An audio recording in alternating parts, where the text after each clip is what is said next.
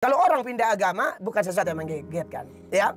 Yang berikut adalah saudara harus tahu latar belakang orang pindah agama, ya. Yang pertama, ya, bahwa bisa jadi memang pengaruh sekeliling, ya, seperti Israel menyembah berhala karena pengaruh kekafiran dari orang-orang Kanaan, ya, akhirnya mereka sembah berhala, ya. Shalom, Bapak Pendeta. Shalom. Saya menangis sepanjang Bapak menjelaskan tentang Elia dalam 1 Raja-Raja. Kemudian Bapak jawab lagi dalam Roma 8. Ya. Saya mengaku itu saya, Pak. Setelah Tuhan panggil suami saya. Ya. Saya kepahitan sekali, sudah tidak gereja beberapa waktu. Saya juga tidak berdoa lagi dan saya semakin susah. Tapi saya pelan-pelan mulai bangkit dan dikuatkan kembali pagi ini. Apakah saya ini masih bisa melayani dengan api yang sama seperti dulu? Mohon pencerahan, Bapak. Ya, memang puji Tuhan, ya, Tuhan menolong Anda. Tuhan menolong Anda melalui penyampaian firman yang saya sampaikan, ya. Itu pasti Tuhan sedang berbicara. Jadi firman itu disampaikan umum, ya. Umum saja, tapi nanti orang-orang yang dipanggil khusus dia akan tangkap sesuatu. Bisa jadi ada orang seperti Anda tapi dengar saya dia tidak tertarik. Dia tidak tertarik. Ini satu omong apa ini satu nih pendeta Mel Atok ini, ya. Biasa kalau saya live di media sosial saya itu langsung masuk, hei tutup mulutmu. Tapi saya puji Tuhan Allah sudah latih saya. Jadi yang begitu-begitu tuh saya ketawa-ketawa saja. Banyak bohong nih. Sadap, ya. Dan lain sebagainya. Ada yang bilang kalau saya ada khotbah, tokoh agama saya lebih keren. Kok jadi keren-kerenan? Lihat aja cara omong, kita punya itu lebih adem, diam, tata minum mabok. Kan begitu, diam, isap rokok, diam, nonton film porno. Kalau ini terlalu ribut. Kalau kita punya diam tapi asik gitu. Kacau. Nah, saudara, jadi Anda harus bersyukur Anda diingatkan Tuhan hari ini, diberkatilah Anda, Ibu. Ya. Suami meninggal, drop, tidak berdoa, tidak pelayanan. Dan hari ini dijamah Tuhan sepanjang saya menyoroti Elia dan juga Roma pasal 8, ya. Oh, itu pasti firman itu. Bayangkan orang yang sudah kepahitan kok bisa menangis dengar firman. Kalau bukan Tuhan pulihkan Anda, siapa coba? Kan tidak ada pendeta bisa membuat itu, tidak bisa. Saya sudah dengar kesaksian banyak orang, dengar Bapak khotbah begini-begini. Tapi saya akan jelaskan itu Tuhan. Karena khotbah yang sama, orang lain maki-maki saya. Tapi kok Anda menangis? Itu kan luar biasa. Yang maki-maki saya pasti dikuasai setan. Kan begitu. Yang tertarik pasti dikuasai Tuhan. Masalahnya saya omong tadi itu firman. Ya, 1 Raja-Raja 19 ayat 1 sampai seterusnya. Ayat 9 sampai 15 dan seterusnya. Iya kan? Roma 8 ayat 31 sampai 38. 39. Lalu Anda menangis. Tapi orang lain tidak, bahkan mungkin baru dengar langsung pindah radio ke lagu country, Baby Blue. Iya kan?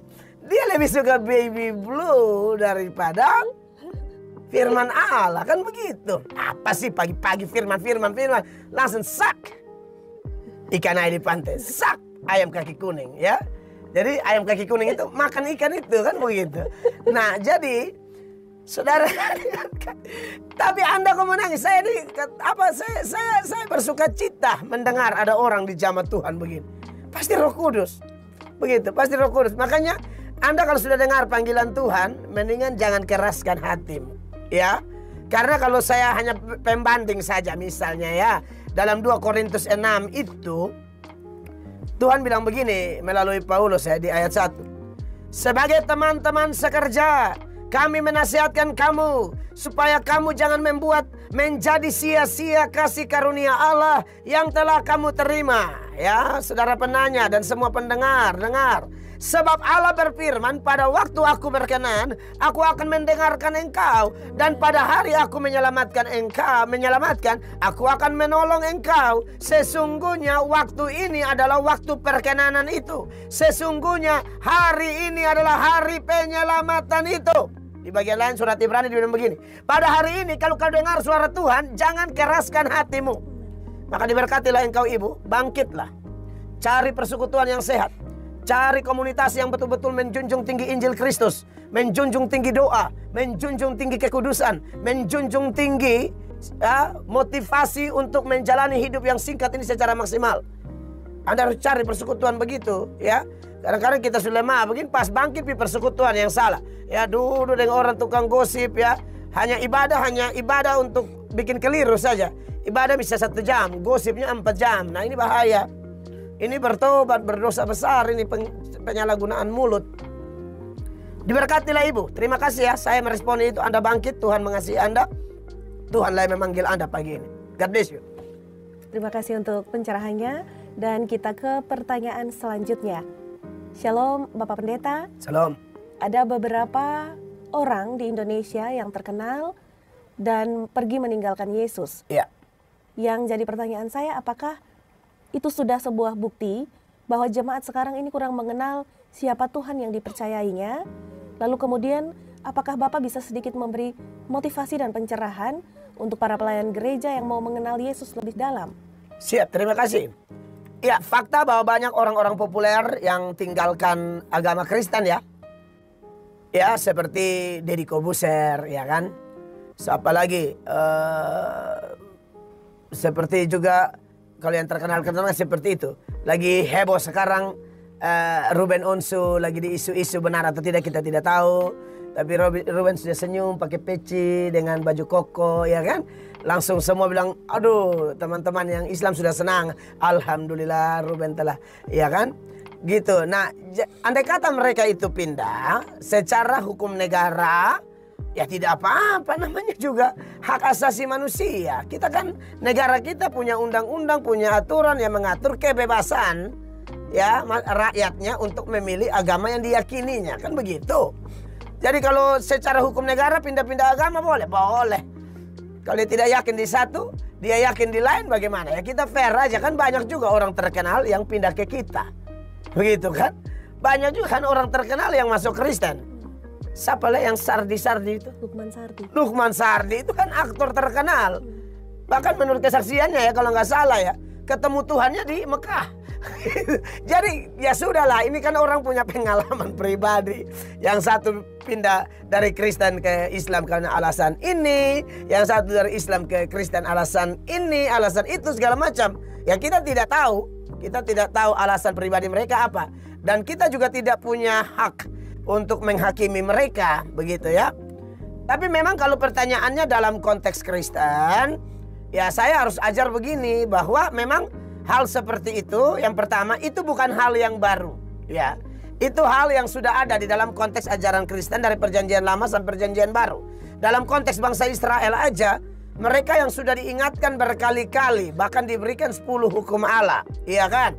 Hukum pertama jelas, jangan ada padamu Allah lain di hadapanku. Yang kedua, jangan membuat patung berupa apapun, seperti yang di langit, di bumi, di air, ya. Lalu di bawah bumi dan seterusnya untuk disembah. Kalau bikin patung aksesoris tidak masalah. Bikin patung sebagai seni tidak masalah. Bikin patung hanya sekedar penggambaran tidak masalah. Tapi hukum kedua dari 10 hukum kan tidak boleh disembah. Tetapi Anda lihat perjalanan Israel. Mereka sembah berhala tidak, sembah patung tidak. Sembah, mereka buat Asyitoret, mereka buat Baal. Iya kan?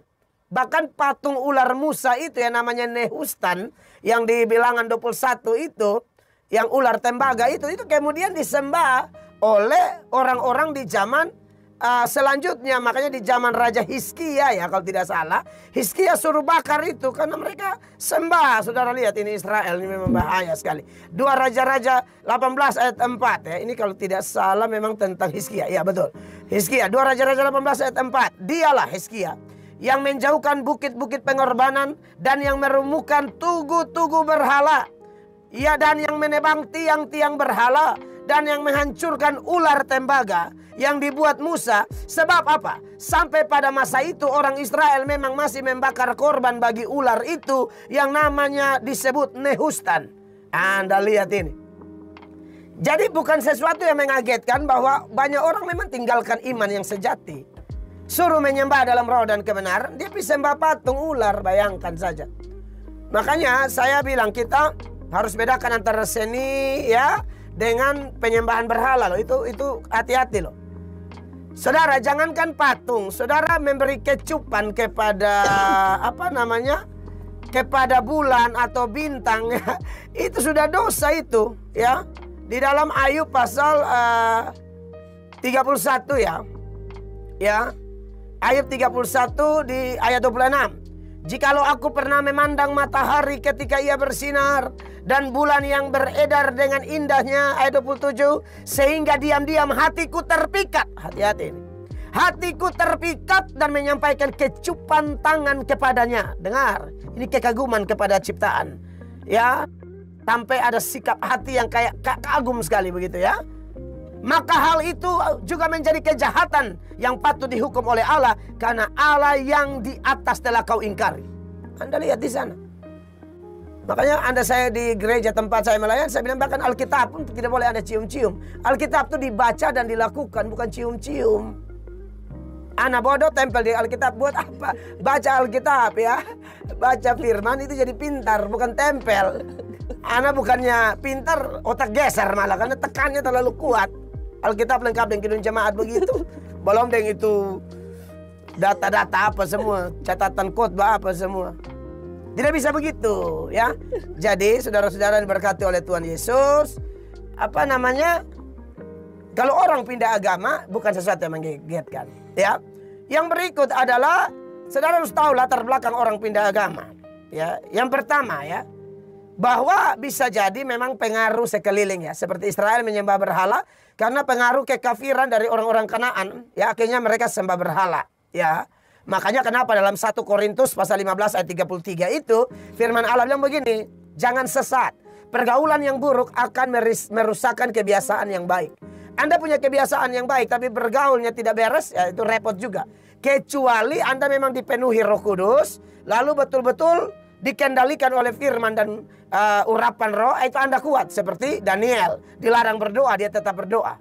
Sadrak, Mesak, Abednego dipaksa menyembah patung emas Nebukadnezar, mereka tidak mau. Nah itu gara-gara apa? Tuhan bekerja.